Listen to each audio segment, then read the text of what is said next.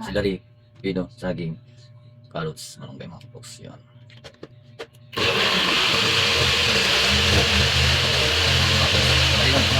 Hindi ang lupa, hindi bahay, hindi ari-arian ang tamang investment.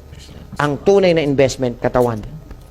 Dahil pag ang katawan malakas at malusog, marami siyang magagawa para magdagdag ng kayamanan. Pero kapag ang katawan mahina na, wala nang pumapasok, puro palabas pa yan.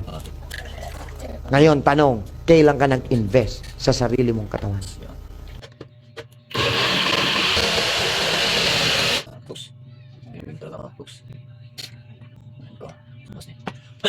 Boss, namin natin. Boss. Yan. Yan.